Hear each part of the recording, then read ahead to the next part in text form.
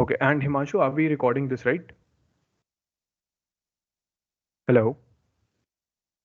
Yes, we are recording this. Okay, okay, okay. So is my screen visible?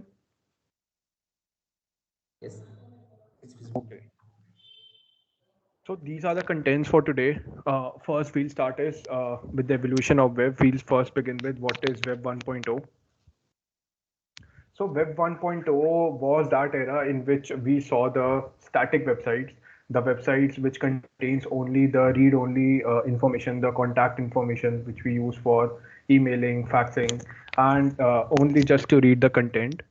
Then came the Web 2.0. So this was the era where we saw web applications with a rich user experience and users where they're able to interact with the content and also interact with the yeah, also interact with the websites.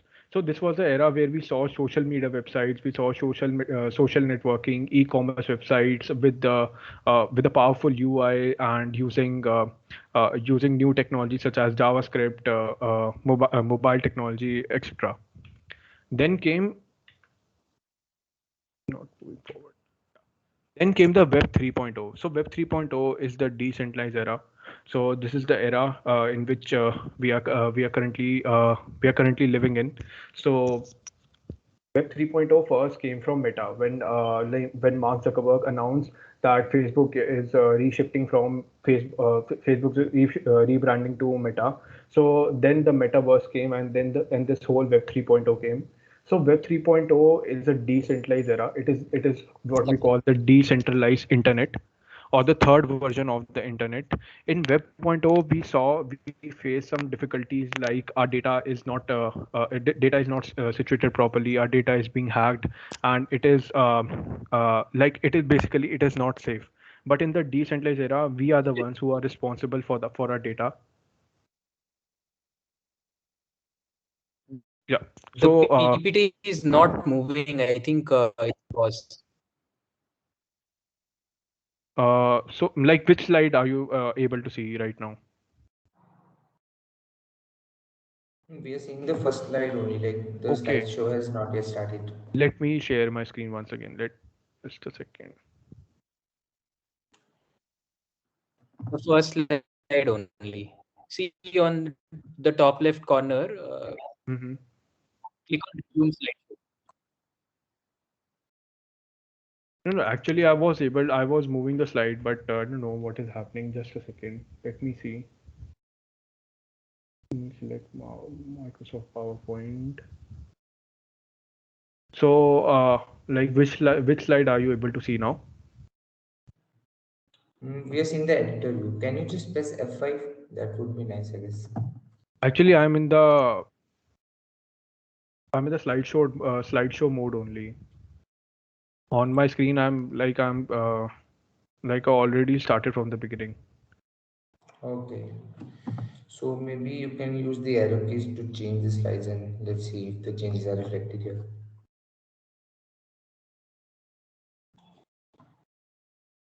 Getting this, I return to the main meeting window to see who's waiting.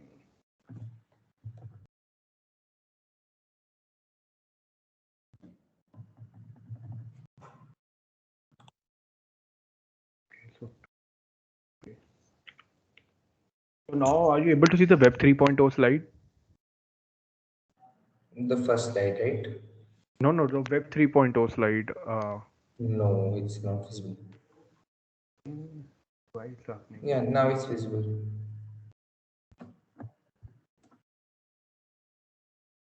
So now the first slide is visible, right? Hello.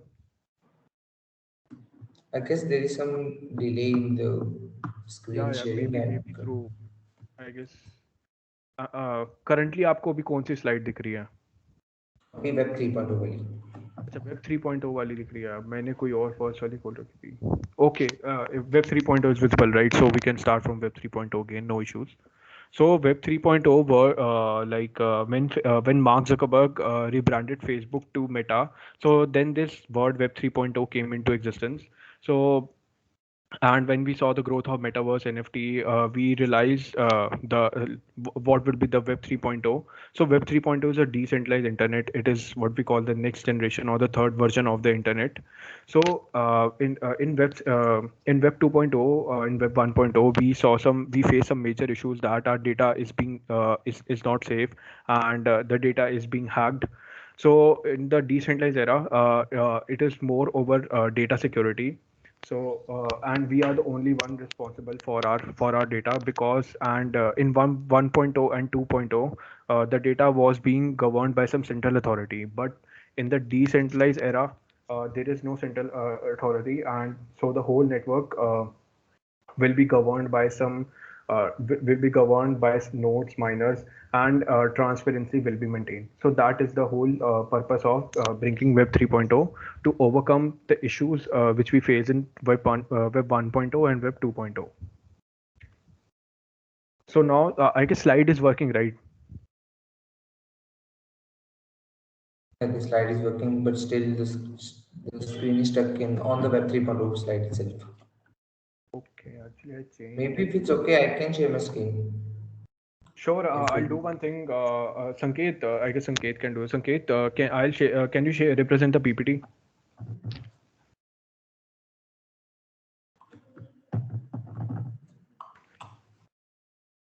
Yes, Sanket is available.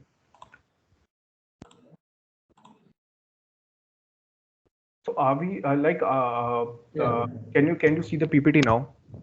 Yes, now it's working. So Comparison of Web 1. okay, so we'll do one thing. I'll present like this only. So in the comparison, let's see a comparison between Web 1.0, 2.0, and 3.0. So Web 1.0, we saw basic web pages, we saw HTML websites, e-commerce websites, and in Web 2.0, we saw the social networking, social media websites, high quality camera and video, web applications, mobile applications, and application with high speed communications. But in the Web 3.0, it is an era of decentralization, where we'll see decentralized applications, we'll see NFTs, we'll see virtual reality, augmented reality, the metaverse, and the era of blockchain and artificial intelligence. Now coming to the characteristics of Web 3.0. So these are the characteristics of Web 3.0 which it offers. It offers digital identities. It offers micropayments. Micropayments means the cryptocurrencies, the payments, the secure way of transferring your money, and the trust, which is the transparency part, where you can trust someone that your data is safe or not, and complete connectivity. So these were the characteristics of Web 3.0. Now coming to blockchain. So blockchain is the backbone of Web 3.0. Web 3.0 originated from blockchain. So blockchain is just like a database. It is not a traditional database, but it is a shared immutable database. In traditional database, we see that the data is being stored in the form of tables, but in blockchain, the data is stored in the form of blocks. And in blocks, data is contained, and data can be anything. Hi, Lakshit. Yeah, yeah. And there was one more request that we are having audience from diverse backgrounds, so you Okay, can continue the session in English and Hindi as well, because that would be more helpful to them. okay. No problem. I'll continue in Hindi. No issue. So now coming to the properties of blockchain technology. So पहली property है transparency. Transparency का मतलब ये होता है कि blockchain पे जो भी डेटा स्टोर हो रहा है और जो भी ट्रांजैक्शंस हो रही हैं, they are available in the form of a ledger और अ टेबल. सो सारी ट्रांजैक्शंस उस लेजर और एक टेबल पे रिकॉर्ड हो जाती हैं, जो कि विजिबल है, and any one who is the part of the network can see those transactions. तो ऐसे ट्रांसपेरेंसी मेंटेन रहती है. Next come the immutable. तो जो भी रिकॉर्ड्स और ट्रांजैक्शंस जो ब्लॉकचेन पे स्टोर हो रहे हैं, they can not be change, they can not be modified. मतलब उनके साथ कोई टैम्पर नहीं कर सकता. They are immutable. Now next coming to the distributed ledger. So जो पूरा ब्लॉकचेन है एक डिस्ट्रीब्यूटेड है. It is distributed across the whole world. जो पूरा नेटवर्क है ब्लॉकचेन का, वो पूरे वर्ल्ड में फैला हुआ है, and it is maintained by miners. That we'll see in the architecture. And next comes the security. So blockchain पे जो भी data स्टोर हो रहा है वो बहुत ज़्यादा सिक्योर है, because उस डेटा को इंक्रिप्ट करने के लिए we use some cryptographic hashing algorithms. तो वो एल्गोरिदम यूज करके जो हमारा डेटा होता है वो इंक्रिप्टेड होता है and that's how it is stored on the blockchain. इसी तरह डेटा सिक्योर होता है। Now let's see how blockchain works. So ये है पूरी ब्लॉकचेन। और blockchain basically is a chain of blocks जिसमें सारे ब्लॉक्स एक दूसरे से कनेक्टेड होते हैं। बट हर एक ब्लॉक में एक डेटा होता है, एक प्रीवियस हैश होता है और एक हैश वैल्यू होती है। जिससे जैसे हम देख रहे हैं, अब सबसे पहला block in the blockchain is genesis block and then comes the block 2 and 3 and so on. So जैसे हम देख रहे हैं जेनेसिस ब्लॉक का हैश वैल्यू 0 2 3 4 समथिंग है और ब्लॉक 2 का प्रीवियस हैश वैल्यू ये सेम है। तो इसी तरह एक चेन फॉर्म होती है कि करंट हैश वैल्यू और प्रीवियस हैश वैल्यू ये सारे एक दूसरे से कंबाइंड होते हैं।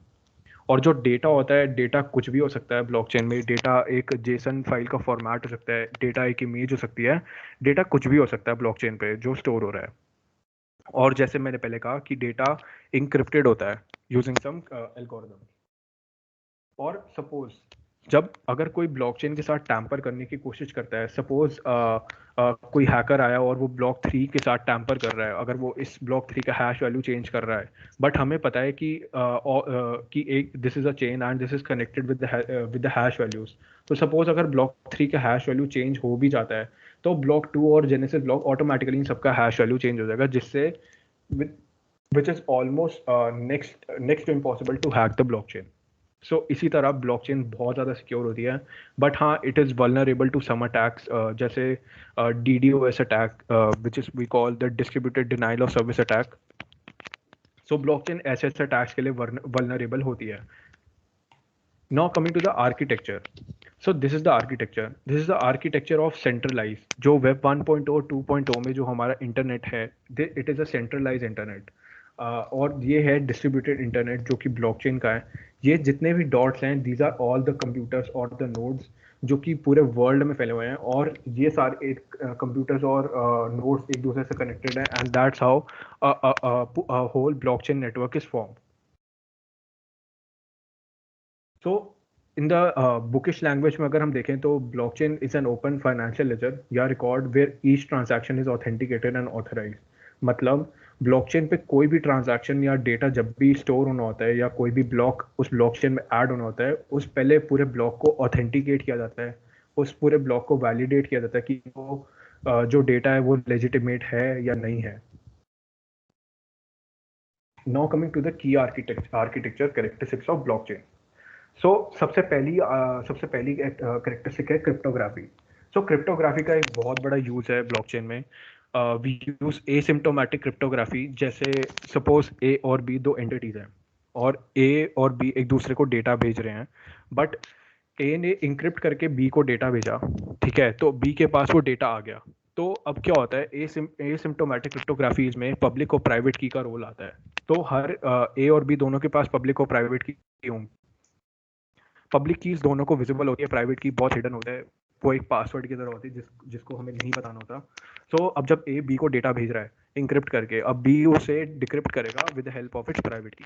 सो क्रिप्टोग्राफी का एक ये बहुत बड़ा रोल आता है ब्लॉकचेन में। और एक दूसरा रोल आता है क्रिप्टोग्राफिक हैशिंग एल्गोरिदम्स का, जैसे कि SHA-1 और केचेक 256। ये दो एल्गोरिदम्स बहुत कॉमनली यूज होते हैं ब्लॉकचेन में जब हमें हैशिंग का यूज करना होता है और हमें जब डेटा को इंक्रिप्ट करना होता है। दूसरा आता है इम्यूटेबिलिटी। जब रिकॉर्ड्स और ट्रांजैक्शन ब्लॉकचेन में स्टोर होती हैं, they can not be modified. उनको कोई भी चेंज नहीं कर सकता, मतलब उनके साथ कोई टैम्पर नहीं कर सकता, उनको कोई डिलीट नहीं कर सकता। मतलब अगर एक बार जो चीज़ ब्लॉकचेन पे स्टोर हो गई वो हो गई, it can not be deleted. Provenance. और अगर कोई भी ट्रांजैक्शन या कोई भी डेटा ब्लॉकचेन पे स्टोर हो रहा है, उसका हम ओरिजिन ट्रेस कर सकते हैं इजीली। हमें पता चल सकता है कि ये कहाँ से ये ब्लॉक ऐड हुआ है एंड इसका टाइम क्या है और किस बंदे ने किस किस एड्रेस से ये ब्लॉक ऐड हुआ है। और ट्रांसपेरेंसी की तो हम बात कर ही चुके हैं कि ब्लॉकचेन पे जो भी डेटा स्टोर हो रहा है एक टेबल एक लेजर की फॉर्म में स्टोर हो रहा है, वो ओपनली सबको विजिबल है, तो ट्रांसपेरेंसी रह सकती है कि मतलब आपको कोई ये नहीं बोल सकता कि हाँ मैंने पेमेंट कर दी थी, बट उस पेमेंट का ट्रांसपेरेंसी कोई नहीं है। बट अगर वो पेमेंट ब्लॉकचेन पे हो रही है तो यस, उसकी ट्रांसपेरेंसी है, क्योंकि वो ट्रांजैक्शन रिकॉर्ड हो रही है एक नेटवर्क पे और उस नेटवर्क पे हम उस ट्रांजैक्शन को इजीली देख सकते हैं। Now coming to how does a transaction get into blockchain. तो सपोज मैं अपने कंप्यूटर पे बैठ के अभी एक बिटकॉइन की ट्रांजैक्शन कर रहा हूँ बिटकॉइन ब्लॉकचेन पे। मैंने एक बिटकॉइन खरीदा, तो उस बिटकॉइन को उस ट्रांजैक्शन को block representing that transaction is will be created. और वो जो ब्लॉक होगा वो जितने भी नोड्स और माइनर्स पूरे नेटवर्क पे बैठे हैं उन सबके पास पहुंच जाएगा, और सारे जो नोड्स और माइनर्स है उसको वैलिडेट करेंगे बाय सॉल्विंग अ पजल। तो सबसे पहला नोड जो उसको वैलिडेट उस पजल को सॉल्व कर लेगा उसको एक रिवॉर्ड मिलेगा। सो दैट्स हाउ माइनर्स और नोड्स जो हम नेटवर्क को मेंटेन करते हैं, that's how they get the reward. और ऐसे ही माइनर्स जो होते हैं, माइनर्स रिवॉर्ड्स लेके पैसे कमाते हैं। सो सक्सेसफुली वैलिडेट होने के बाद और नोड को रिवॉर्ड मिलने के बाद जो ब्लॉक होगा वो एग्जिस्टिंग ब्लॉकचेन में ऐड हो जाएगा। और जब वो ऐड हो जाएगा तो वो अपडेट हो जाएगा उस पूरे नेटवर्क पे, and in the end we can see that the transaction is now complete. So that's all. इसी तरह एक ट्रांजैक्शन है, ये एक रियल लाइफ एग्जांपल है ईथर स्कैन का। ईथर स्कैन एक ब्लॉकचेन एक्सप्लोरर है इथेरियम ब्लॉकचेन के लिए। वहाँ पे हम ट्रांजैक्शन हैश डाल के कोई भी ट्रांजैक्शन देख सकते हैं। सो ये एक ट्रांजैक्शन का एक डेमो एग्जांपल मैंने यहाँ ऐड किया है। तो ये ट्रांजैक्शन हैश है, हर एक ट्रांजैक्शन का एक अपना एक ट्रांजैक्शन हैश होता है। स्टेटस की वो सक्सेसफुल है, उसका ब्लॉक, वो कौन सा ब्लॉक नंबर है, ब्लॉक हाइट जैसे हमने अभी देखे जेनेसिस ब्लॉक 2 ब्लॉक 3 ब्लॉक, तो ऐसे ही ये एक ब्लॉक है। टाइम स्टैम्प वो कब ऐड हुआ, कहाँ से ऐड हुआ, किस वॉलेट एड्रेस से, और कहाँ गया। तो ये जो ट्रांजैक्शन है वो एक कॉन्ट्रैक्ट पे हुई है, एक स्मार्ट कॉन्ट्रैक्ट पे हुई है, और क्या वैल्यू थी उसकी, एंड द ट्रांजैक्शन फीस, जो फीस माइनर को गिवन थी, जो माइनर को वो फीस गई है। तो हम जब भी हम ट्रांजैक्शन करते हैं एक की ट्रांजैक्शन फीस लगती है या गैस फीस, या तो वो जो गैस फीस होती है वो जो हम पे रहे हैं, that is the fees which we are paying to the miner और the node for maintaining the network. तो ये जो रिवॉर्ड होता है वो भी हमारे एंड से ही जाता है, बट द ट्रांजैक्शन फीस जो होती है वो ऑलमोस्ट नेग्लिजिबल होती है as compared to other modes of payment. And this is the gas limit. हर एक ट्रांजैक्शन का एक गैस लिमिट होता है, gas use by the transaction. तो ये गैस यूज हुई है। गैस प्राइस का था जो 1 गोए था जैसे दिखा रहे हैं यहाँ पे। तो ईथर के भी अपने कुछ यूनिट्स हैं, गोए एक उसका स्मॉलेस्ट यूनिट का पार्ट है। और ये जो नॉन्स है, ये जो पजल उस नोड ने पर्टिकुलर नोड ने सॉल्व किया होगा, तो ये उसका नॉन्स है। ये एक डिक्रिप्टेड पैटर्न की तरह होता है, डिक्रिप्टेड हैश की तरह होता है। सो जो भी नोड अपने कंप्यूटिंग पावर जिसकी सबसे ज़्यादा होगी तो वो सॉल्व कर लेगा। So that's how a real life transaction look like. Now coming to different types of blockchain. So दो तरह की blockchain होती है, public blockchain and private blockchain. So public blockchain is a blockchain where anyone can participate. Private blockchain where participants are already pre-selected. Public blockchain के दो बड़े example हैं, bitcoin और इथेरियम। और पब्लिक ब्लॉकचेन में क्रिप्टो करेंसी की requirement होती है, बट प्राइवेट में एज सच नहीं। प्राइवेट ब्लॉकचेन वो ब्लॉकचेन है जो कि एंटरप्राइज लेवल सॉल्यूशंस बिल्ड होते हैं फॉर कोई भी बिजनेस के लिए। एंड पब्लिक ब्लॉकचेन में डिसेंट्रलाइजेशन रेट बहुत हाई होता है, प्राइवेट में बहुत कम होता है। एंड थ्रूपुट पब्लिक ब्लॉकचेन में कम इसलिए होता है क्योंकि पब्लिक ब्लॉकचेन एक बहुत बड़ा नेटवर्क होता है, एंड इस नेटवर्क में बहुत सारे पार्टिसिपेंट्स होते हैं। क्योंकि ओपन होता है इस वजह से network congestion is very high, and due to that reason the throughput is very less. But private में उल्टा होता है क्योंकि सॉरी, पार्टिसिपेंट्स प्री सिलेक्टेड होते हैं एंड नेटवर्क कंजेशन होता नहीं है, बट इसलिए थ्रूपुट बहुत ज़्यादा होता है। And same the concept is for energy consumption. क्योंकि नेटवर्क कंजेशन ज़्यादा है तो कोई भी ट्रांजैक्शन को ऐड होने में ज़्यादा देर लगेगी, इसलिए एनर्जी कंजम्पशन भी बहुत ज़्यादा होता है। बट प्राइवेट में energy consumption is very very less. Now coming to the biggest public blockchain, that is the biggest layer one solution, we call Ethereum. So Ethereum or blockchain में the biggest difference between these blockchain is they both are public blockchain, but Ethereum offers us some functionality such as uh, सबसे बड़ी functionality जो Ethereum हमें देता है that is building smart contracts and building decentralised applications over its own blockchain, जो कि bitcoin नहीं देता। तो इथेरियम की अपनी खुद की एक नेटिव क्रिप्टो करेंसी है जिसका नाम है Eth. And EVM Ethereum blockchain is built on the works on the Ethereum virtual machine, जिसको हम ईवीएम भी कहते हैं। So these are the components of Ethereum blockchain. पहला स्मार्ट कॉन्ट्रैक्ट्स है। स्मार्ट कॉन्ट्रैक्ट्स आर कुछ कोड्स होते हैं, और the business logic we write, जिसको हम कोड करके लिखते हैं, जो कि ब्लॉकचेन से बात करता है and it works on the blockchain.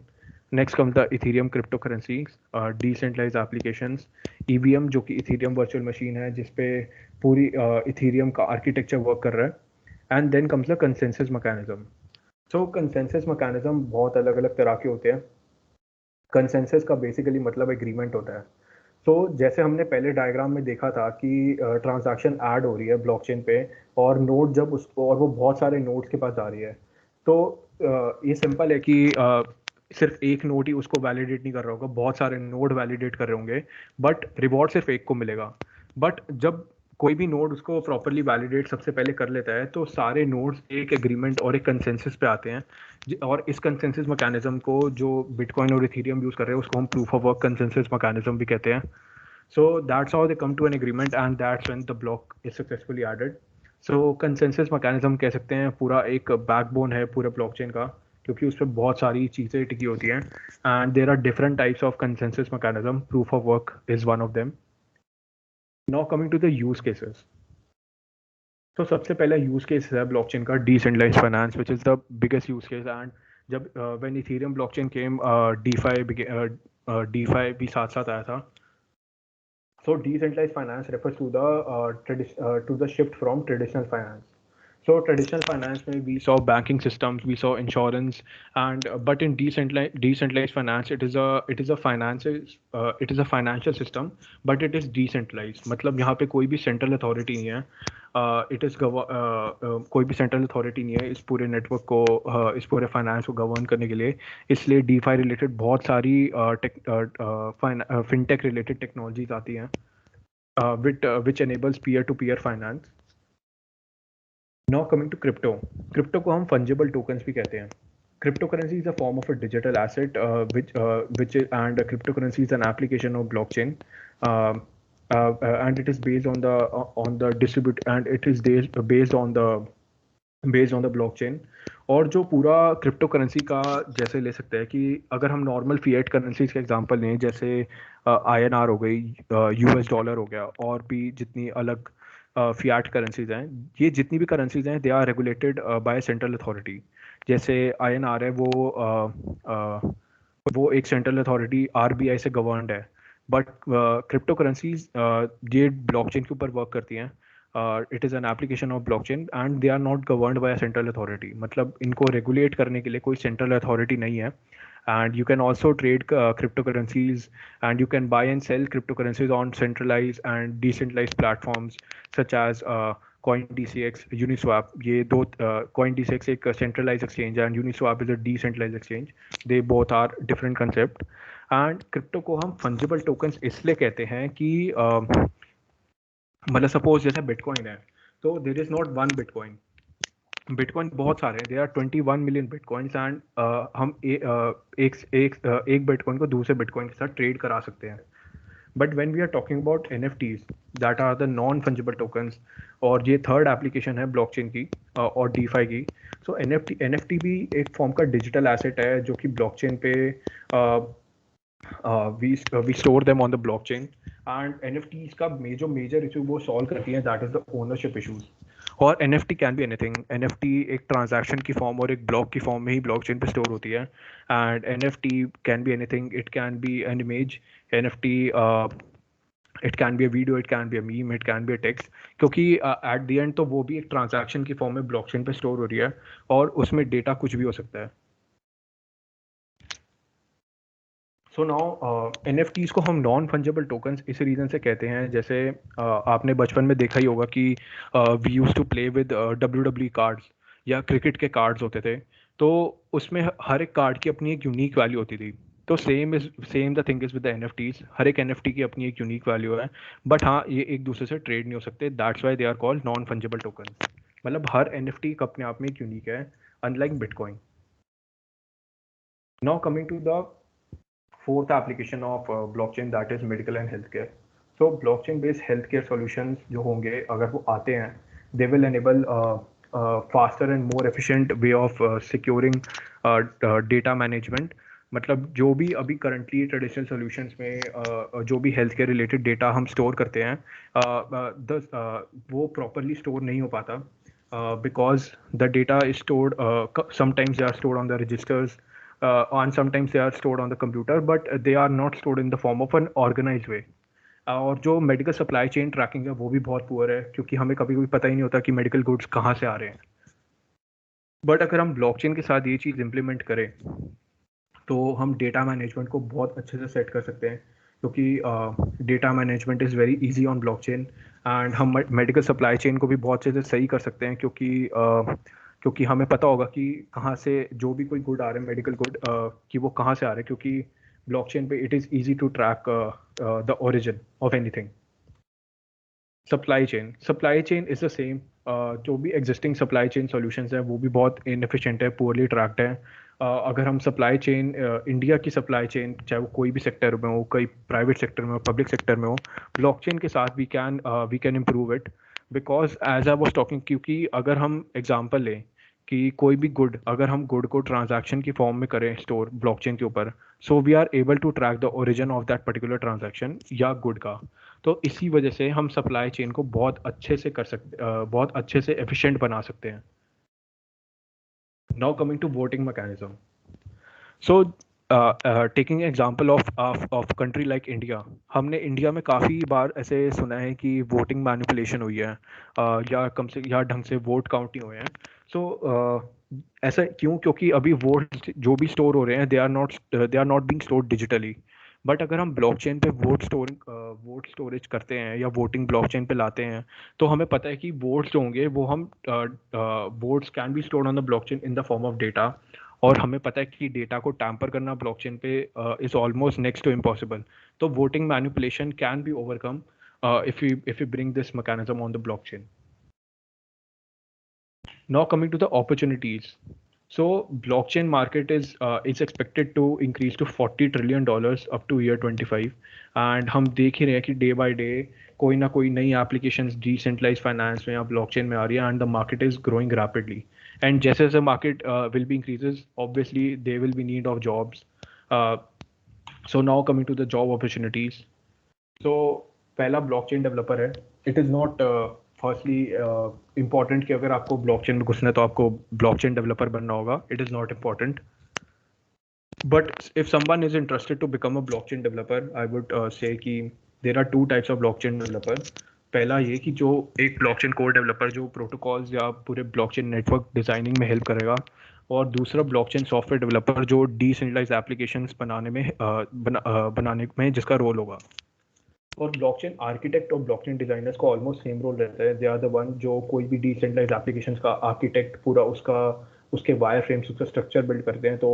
That is the work of blockchain architect and then coming to community managers and content writers so मैंने पर्सनली देखा है कि जब से NFT और क्रिप्टो प्रोजेक्ट्स आए हैं ब्लॉकचेन में कंटेंट राइटर्स और कम्युनिटी मैनेजर्स की डिमांड बहुत ज़्यादा सर्च करी है मतलब वो एकदम से इंक्रीज हुई है and companies are even paying them very very high amount जो वो पहले नहीं इतना मिलता था उनको ऐसा इसलिए क्योंकि बिकॉज मार्केट में अभी कम्युनिटी मैनेजर और कंटेंट राइटर्स ही हैं जो ब्लॉकचेन को अंडरस्टैंड करें तो अगर आपके पास ब्लॉकचेन का स्किल है and you are a community manager और content writer it is a very very plus point for you क्योंकि आप एक बहुत अच्छी जॉब लैंड अप कर सकते हैं and then coming to the blockchain legal consultants so कोई भी कंपनी जैसे जिसको टोकन बिल्ड करना है तो obviously they need with the help of tokenomics और उस टोकन का क्या भी लीगल रहेगा या मतलब कोई भी अगर ब्लॉकचेन हमें ब्लॉकचेन नेटवर्क ही बिल्ड करना है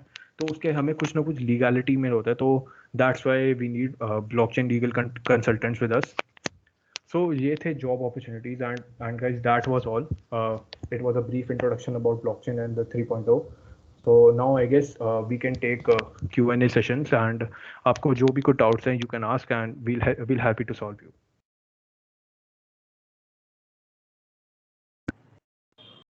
Okay, so in case anyone has any questions, they can ask, or you can type in the chat. I'll ask them from Lakshit. Lakshit, what we can do is like you can give a brief walkthrough of all the PPT, like what is blockchain and what is its application. That would be really nice. Okay, so fine, yeah, we can do this. तो जैसे कि हमने आज देखा कि firstly we saw the evolution of web की web 1.0 में पहले क्या होता था। हमने बेसिक स्टैटिक वेबसाइट्स देखी। वेब 2.0 में क्या हुआ, we saw social media websites, जैसे हमने फेसबुक देखी, नेटफ्लिक्स देखा, अमेजोन देखा। So these all the applications are part of web 2.0। And then के वेब 3.0। वेब 3.0 वो पूरे वो the era of decentralised apps जो कि ब्लॉकचेन बेस्ड एप्लीकेशंस होंगी। सो उस पूरे नेटवर्क को हम वेब 3.0 कहते हैं। वेब 3.0 में मेटावर्स का भी बहुत बड़ा रोल है, क्योंकि जब से artificial intelligence, augmented reality, virtual reality ऐसी ऐसी टेक्नोलॉजीज भी आई हैं, ब्लॉकचेन के साथ इंटीग्रेट हो रही हैं, तो they are also the part of web 3.0। तो वेब 3.0 एक नेक्स्ट जनरेशन ऑफ इंटरनेट है, बट उसमें ब्लॉकचेन का बहुत बड़ा रोल होता है। तो that's why blockchain is important to learn. And तो ब्लॉकचेन के बारे में हमने जैसे सुना कि इट इज़ वो एक डेटाबेस की तरह ही होता है, but it is not a traditional database. It's a distributed database. तो जैसे मैंने एग्जांपल्स पहले दिखाए थे कि we were able to see dots and these dots are connected. तो वो जो डॉट्स हैं, वो dots they are the nodes and miners of the network. तो ये बहुत सारे लगा लो कि computers they are sitting across the world, and ये सारे मिलकर एक नेटवर्क बनाते हैं, और उस पूरे नेटवर्क को हम ब्लॉकचेन कहते हैं। सो तो जैसे हमने ब्लॉकचेन की वर्किंग भी देखी कि अगर कोई भी डेटा ब्लॉकचेन पे या कोई स्टोर होना होता है, तो it is stored in the form of a transaction, मतलब और it is stored in the form of block. तो सपोज अगर एक इथीरियम ब्लॉकचेन है, और इथीरियम ब्लॉकचेन पे मेरे को कोई डेटा स्टोर करना है, तो वो जो एक ब्लॉक होगा, वो एक ब्लॉक स्टोर करेगा उस डेटा को, and it will be stored on the blockchain. So that's how ऐसी एक ब्लॉक्स की चेन बनती रहती है, और इसी तरह एक डेटाबेस बनता है। जैसे ट्रेडिशनल डेटाबेसेस में हमने देखा है कि टेबल्स होते हैं, तो उसी टेबल्स में रोज एंड कॉलम्स जुड़ती रहती हैं, ऐसी सेम है यहाँ पे ब्लॉक्स ब्लॉक्स जुड़ते रहते हैं। तो that's how a chain is formed.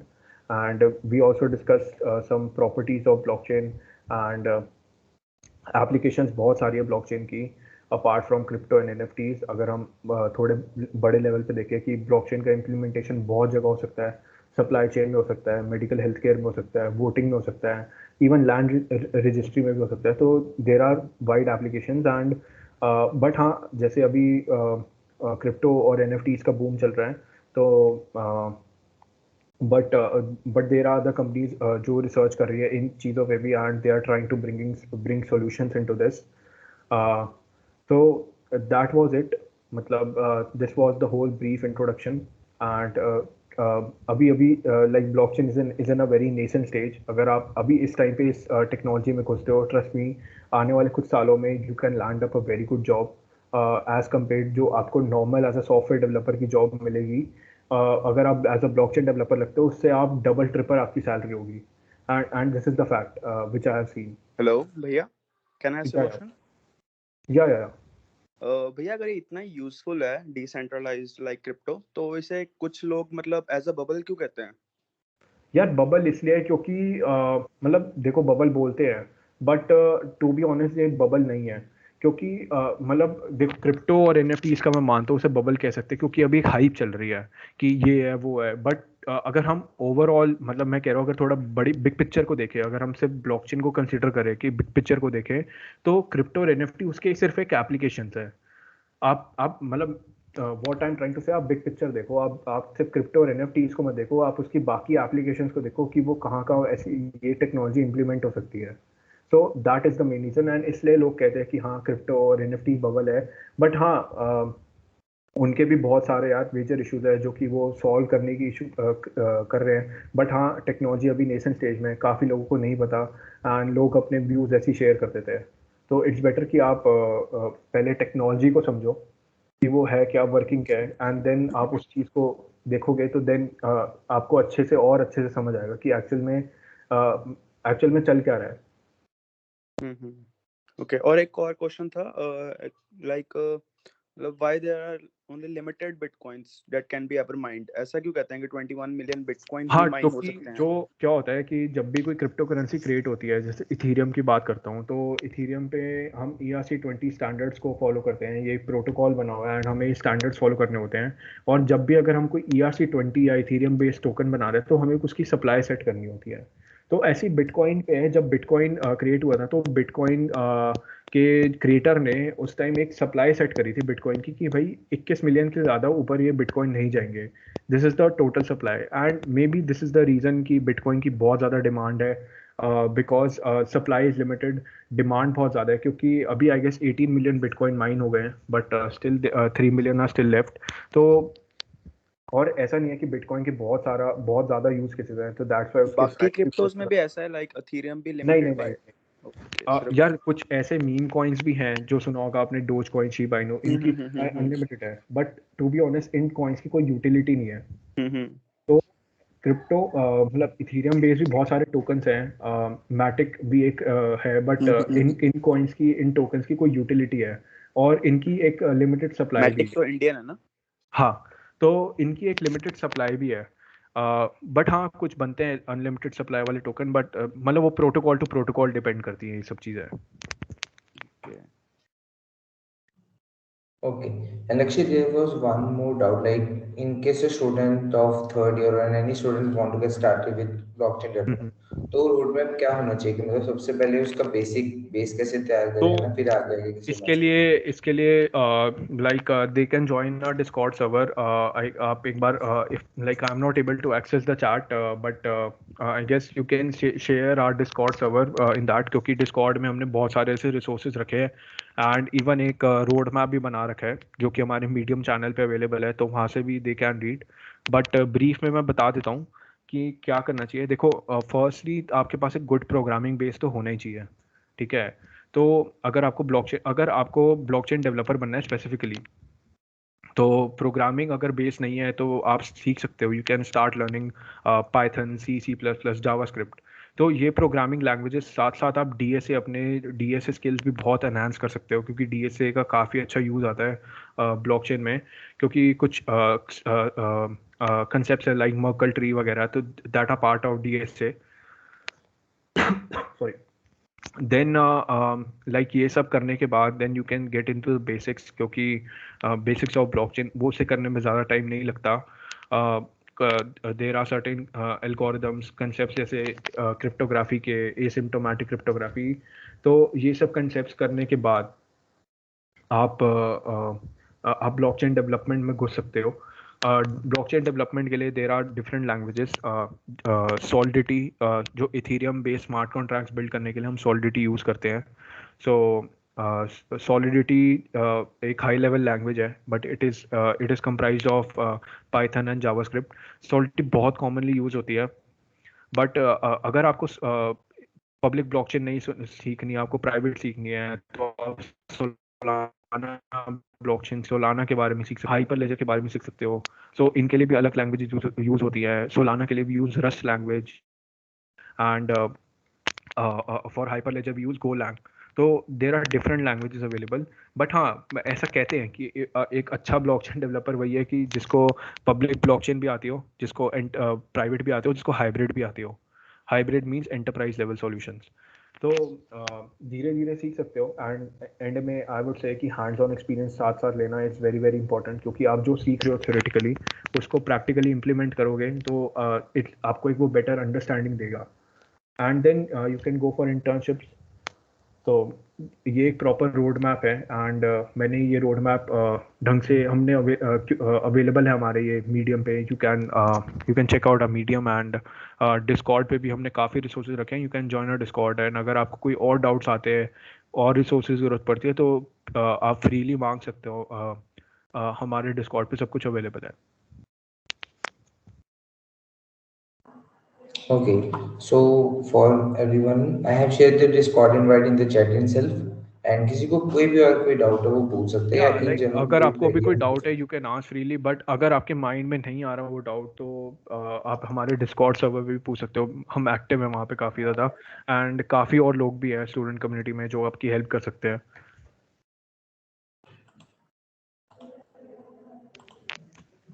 So I guess Okay, so अगर let's ज़्यादा wait doubts for नहीं है another तो I two guess we minutes. can. Himanshu, like I guess we can end the session now अगर ज़्यादा doubts नहीं है तो. क्योंकि Okay, like I'm not able Lakshit. to access the chat actually. Is there any doubt? Okay. Okay. No, there are no doubts. There was just one doubt जो मैंने मतलब पूछा था ना resources वाला. Okay, so I guess that's all. Thank you everyone for being with us for so long, and I hope आप सबको मतलब blockchain के basics पता होंगे. And once again, thank Lakshit for being here, like sparing Thank you his so much, time on a Himanshu. weekend. Sure, That's no really issues. nice of Also, you. one more thing I would like to announce. We are planning to launch a boot camp, a free boot camp actually, where मतलब 1 या 2 हफ्ते बड़ा boot camp जिसमें we'll teach you about blockchain from starting from scratch to development तक. So we are like Himanshu, like I'll keep in touch with you because उसमें we are collaborating with not with one college. उसमें we are collaborating with 5 to 6 colleges, and then we start a boot camp there. So you can ask, like we can share a Google form as well. If someone is interested, they can like they can easily join that boot camp. Okay, that would be really nice, and I'll stay in touch. And जब भी कोई Sure, sure. updates आते हैं, I'll be first person to share them Yeah, yeah, with you yeah. all. Okay, so let's wrap up this meeting. Thank you Okay everyone then. for joining, and once again, thank Lakshit for being here. Thank Bye you so bye. much, Himanshu. Thank